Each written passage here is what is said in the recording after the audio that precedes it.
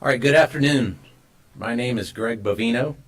I'm the Commander at Large for Customs and Border Protection Assets here in the great city of Minneapolis. I'm here to talk with you today about interior enforcement, border security, and making our communities and our nation a safer place. I'm joined by my colleague, Executive Associate Director of Immigration and Customs Enforcement, Mr. Marcos Charles. Now, folks, let me be clear from the start that public safety in Minneapolis is not negotiable. When violent criminals exploit gaps in enforcement, gaps at that state and local level most especially, federal law enforcement has a responsibility to act. That is why we are here, and that is what this operation is about. Our operations are lawful, they're targeted, and they're focused on individuals who pose a serious threat to this community. They are not random, and they are not political. They are about removing criminals who are actively harming Minneapolis neighborhoods. For too long, residents have been told that enforcing our nation's immigration laws undermines public safety. In reality, the opposite is true. When the law is not enforced, violent offenders remain free. Criminal networks expand, and the community pays the price. Our neighbors, our citizens, our friends pay the price. Rather than confront that reality of which I've just spoken, leaders like Tim Walz or Mayor Frey have relied on heated rhetoric and accusations that distract from the facts.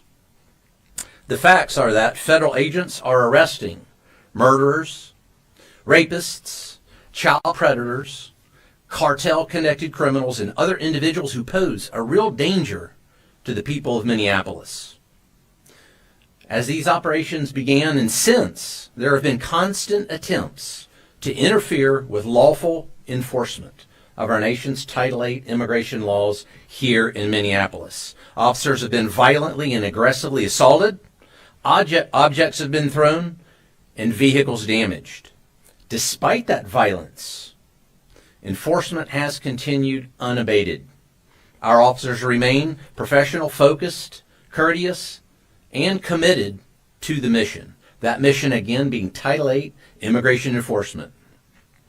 This effort reflects a coordinated federal approach. Agencies are working together under Title VIII authorities. Agencies like the United States Border Patrol, Immigration and Customs Enforcement, and many other allied law enforcement agencies, FBI, DEA, ATF, and many others have came together under this operation, under this umbrella. We share intelligence and execute operations in a unified manner. That coordination is essential to effective enforcement and public safety. Since the start of this operation, we have arrested some of the most dangerous criminal offenders operating in Minnesota. In the entire state of Minnesota, we have arrested some of the most violent criminal offenders right here in this city. These are not minor violators or minor garden variety criminals. These are repeat offenders with serious criminal histories. Now, folks, before I came here today, I printed out a few individuals that I'd like to share with you. Individuals that were arrested since yesterday. These 3 individuals were arrested just since yesterday. Keep in mind now, these individuals were walking the streets of Minneapolis with impunity as of yesterday. We've got Hovai Kumaye, a illegal alien from Laos, a registered sex offender convicted of sex offense against a child, including fondling and failure to register as a sex offender. This individual was walking the streets of Minneapolis just yesterday. this individual right here. It's very interesting that I haven't seen this individual or many others like him reported on very much by the local news media or the state news media. That's interesting. Wait, let's don't quit there. No, you can't. Let's continue here. We've got Samuel Aravelo Hernandez, a criminal illegal alien from Guatemala, charged with rape and lewd or lascivious acts with a minor. Now, think about that for just a second. Rape, and then on top of that, lewd and lascivious acts with a minor. This individual was walking the streets of Minneapolis with impunity just yesterday. Let's don't quit there. Let's keep on there. We've got Annabelle Gomez, a criminal illegal alien from Honduras, previously arrested for criminal sexual conduct and domestic assault. Other convictions include disorderly conduct and driving under the influence of liquor. Walking the streets as of yesterday. These are just three that I decided to print out. There's a whole stack of them. There's a whole stack of these. As a matter of fact, when we look over the past year at the 10,000 that have been arrested here in Minneapolis and Minnesota, that stack is enormous.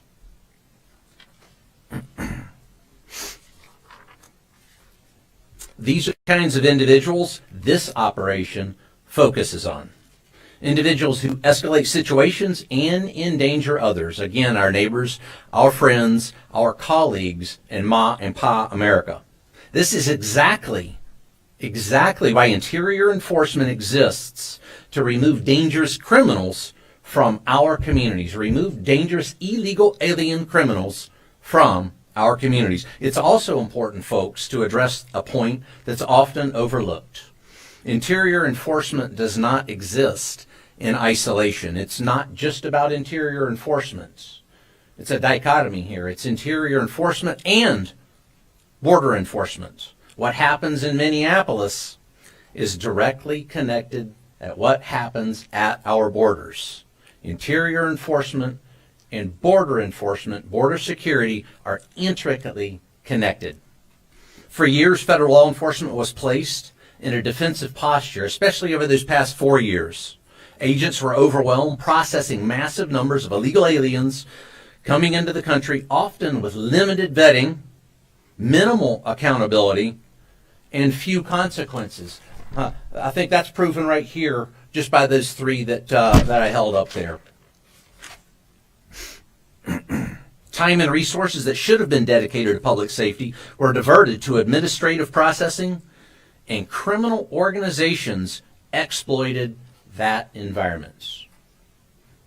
Over the past year, under the leadership of our President Donald J. Trump and Homeland Security Secretary Kristi Noem, that dynamic has changed. It's changed radically. It's changed more than I've ever seen in my over 3 decades in law enforcement. Border enforcement has reached historic levels. I actually called back to my home sector in El Centro today. They had one apprehension over the past 24 hours. One along that 75-mile stretch of border in El Centro alone. Last week, there were several days where they had 0 border crossers in that sector. That's the same thing across all 20 Border Patrol sectors. Very few crossings. Illegal crossings have dropped to record lows. Catch and release is ended. Consequences have been restored. Again, consequences restored. Because the border is now secure, law enforcement can do its job more effectively. Agents are no longer tied up processing and releasing individuals into the interior, individuals that we just talked about. They can focus on who is coming into this country, and just as importantly, identifying and removing those who should not be here. And that shift matters. It allows for meaningful vetting, targeted enforcement, and a renewed focus on public safety over paperwork. Public safety over paperwork. Border security provides operational control, disrupts cartel pipelines, and prevents criminal flow from reaching American cities. It also allows law enforcement to focus, again, on removing individuals who slip through during years of failed policies and later committed serious crimes. What happens on the border doesn't stay on the border. Border enforcement and interior enforcement are 2 parts of the same mission.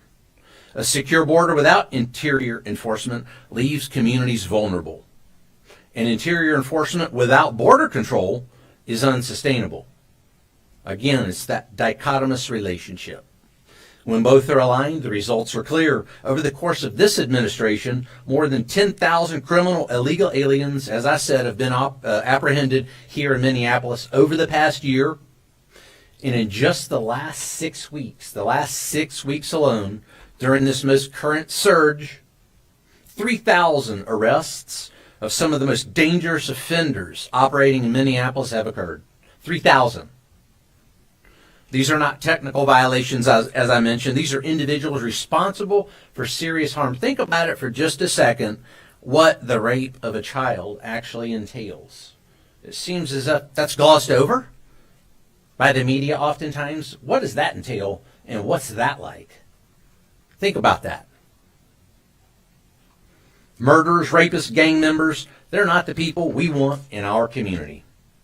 This is what public safety looks like when the law is enforced consistently and professionally. We will continue enforcing the law. We will continue making arrests, and we will continue working to keep Minneapolis safe. The mission continues at the border and in the interior, because that effective enforcement depends on both occurring at the same time. Let's make America safe again. Honor first. Thank you. Thank you. Thank you, Greg. Good afternoon. My name is Marcos Charles. As Greg introduced, I am the Executive Associate Director for ICE Enforcement Removal Operations. Thank you for joining us. We announced the current status of Operation Metro Surge. As you know, the Department of Homeland Security has arrested over 10,000 illegal aliens in Minnesota since President Trump took office. Over the weekend and through yesterday's holiday, ICE arrested 113 illegal aliens in Minnesota. Some of the criminal aliens that were arrested, whose photos you see beside me on the monitor, include an illegal alien gang member from Laos with convictions for homicide and robbery, an illegal alien from Laos who's been convicted for sodomizing a 12-year-old girl and sexual assault, an illegal alien from the Marshall Islands who has 24 criminal convictions, including assault, domestic abuse, and theft. There's an illegal alien from Honduras convicted of 3 DUIs who has also been arrested for kidnapping, robbery with a dangerous weapon, and possession of a stolen firearm. An illegal alien from South Africa convicted of violating a restraining order and arrested for domestic violence, assault, meth possession, and DUI. We are currently also looking for 2 sexual predators who are at large in or around St. Paul right now. Lu Mao Ah, a criminal illegal alien from Laos who is wanted for sexually assaulting a child, rape, kidnapping, and domestic violence. And Kong Ming Bang, a criminal illegal alien from Laos who is wanted for sexual assault, gang activity, and simple assault. If you have any information about these 2 criminal illegal aliens or any other criminal illegal aliens, please call the ICE tip line at 866 DHS 2 ICE or visit the website at ice.gov to submit a tip. Since President Trump took office 1 year ago today, the state of Minnesota has released nearly 500 criminal aliens who were in police or state custody rather than turning them over to ICE for removal proceedings. Many of these criminals already have a final order of removal, which means an immigration judge has determined that they have no legal basis to remain in the United States. ICE currently has more than 1,360 immigration detainers on illegal aliens in Minnesota jails and prisons, and we are calling on Governor Walz and Mayor Fry to turn these criminal illegal aliens directly over to ICE to keep Minnesota residents in our community safe. If local officials, including those in the Twin Cities, don't want ICE to arrest criminal aliens that are at large in their communities, the best solution is to turn them over to us in a safe controlled setting like a jail or prison, instead of releasing them back onto the street to victimize our neighborhoods, where your children go to school, where your parents live, and where you worship, shop, and spend time with your loved ones. The holiday weekend's arrests reflect ICE's commitment to public safety and responsible enforcement. When criminal illegal aliens threaten the Twin Cities or any other city in America, we act decisively to remove them from the community in a controlled and lawful manner. Our goal is simple. We're here to protect the American communities from people like the ones you see here on the monitor. Thank you.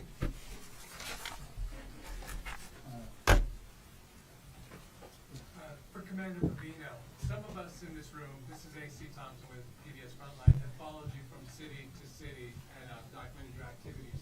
How is what you're dealing with here different than what we've seen in other places? Well, Mr. Thompson, thanks for the question.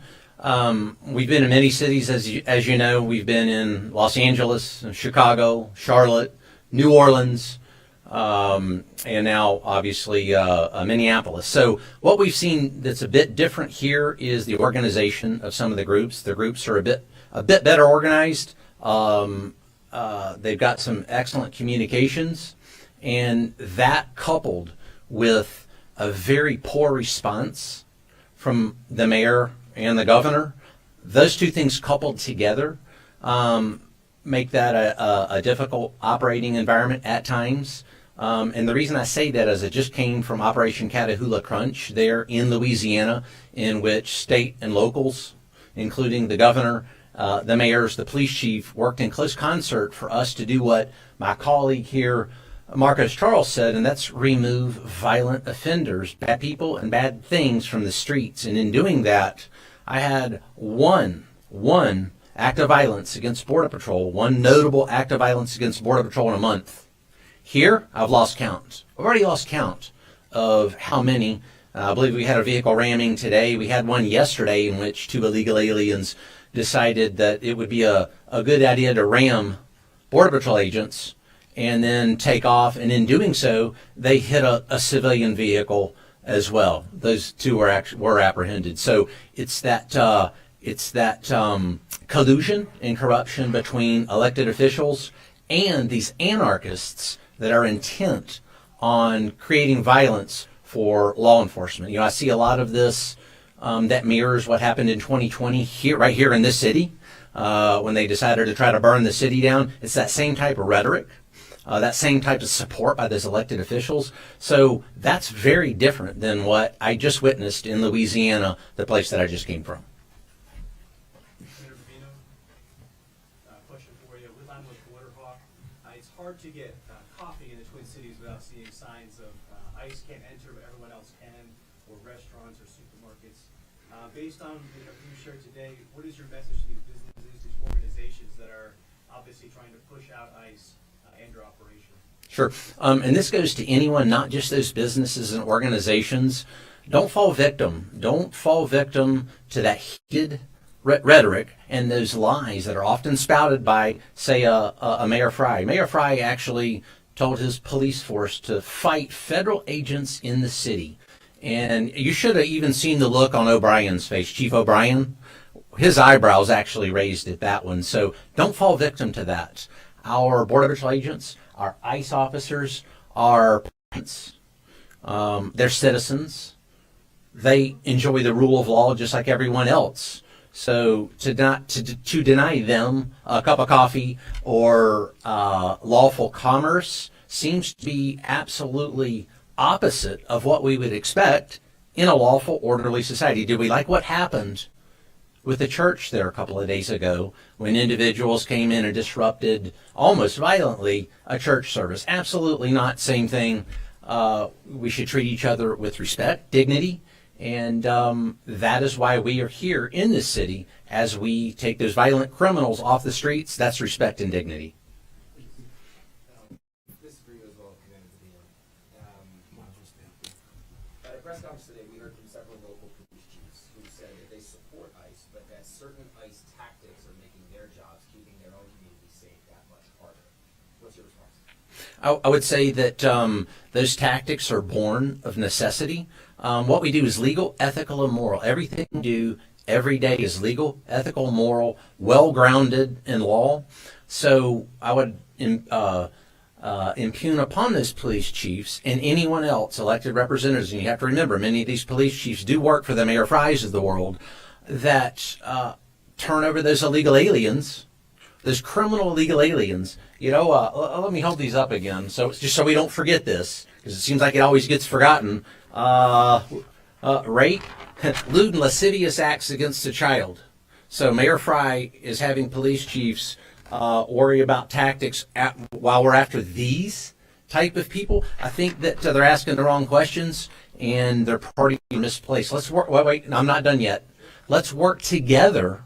And we've said this from the very beginning. We want to work together with local police chiefs and the rank and file. And believe it or not, folks, we work very well together with the rank and file we have in every single city we've been to, whether that's Los Angeles, Chicago. A lot of rank and file gave us a lot of good information on a lot of good criminals, or a lot of bad criminals there in Chicago. And then we proved it again in New Orleans. Let's work together to take individuals like this off the street. Had we worked together from the very beginning, perhaps we wouldn't be in the city by the thousands conducting operations that those police chiefs, those mayors, and those elected representatives refuse to partake in.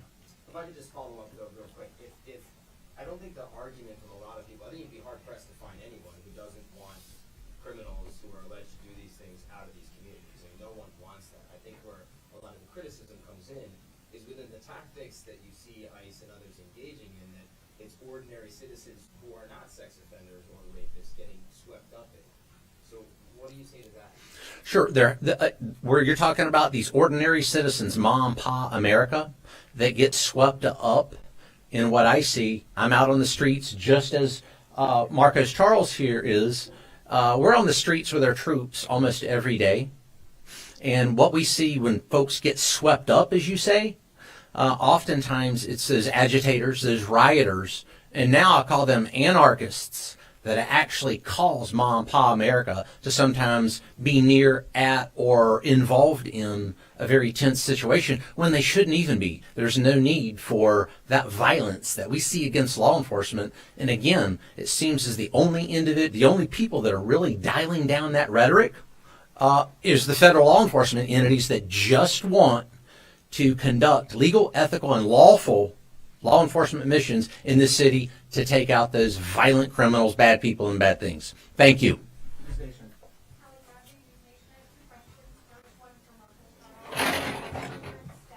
I'm sorry, can you repeat it? What is the current status of the officer that was involved in the shooting this young administrative leave? And then the second question is, the local police today were accusing both ICE and Border Patrol of having a small group of people within the ranks that are causing these issues. What's your response to that? I don't know if you can answer that one. They're saying that it's isolated to a small group of agents that are causing issues. So the officer that was involved in the shooting last week, or 2 weeks ago now, he's recovering. He's at home recovering. Is he on administrative leave or is he still involved in the operation? He's at home recovering. Leave it at that. And as far as the response to local police saying that it's isolated to a small group of your agents or officers that are causing issues? So our officers that are out there, CBP, Border Patrol, DOJ, partners that are out there, ICE, ERO, HSI, everybody that's out there is a professional. They're out there doing their job. They're everyday people doing a very hard job trying to enforce the immigration laws in an environment where local and state politicians have been spreading rhetoric that dehumanizes these officers and agents.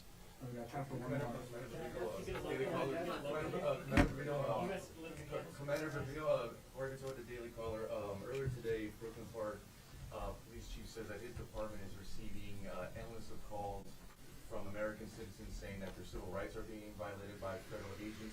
And the police chief also went on to say that some of his off-duty officers are also being asked for their immigration status, and one officer was boxing. That's according to the police chief. I just wondered if you had a response for the Brooklyn Park police chief.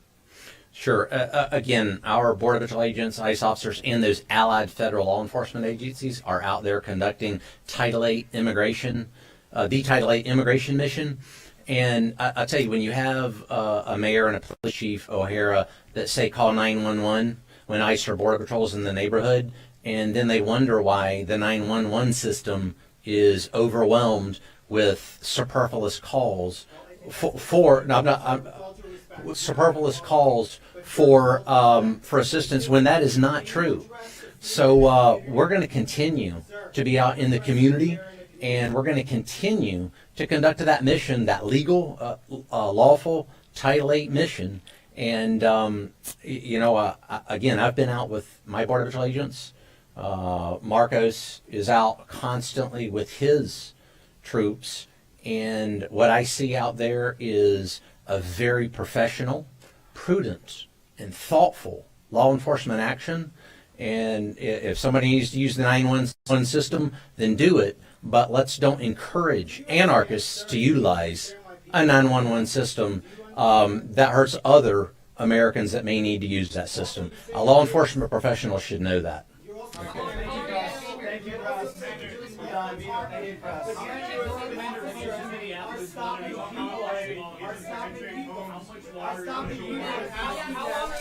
Thank you.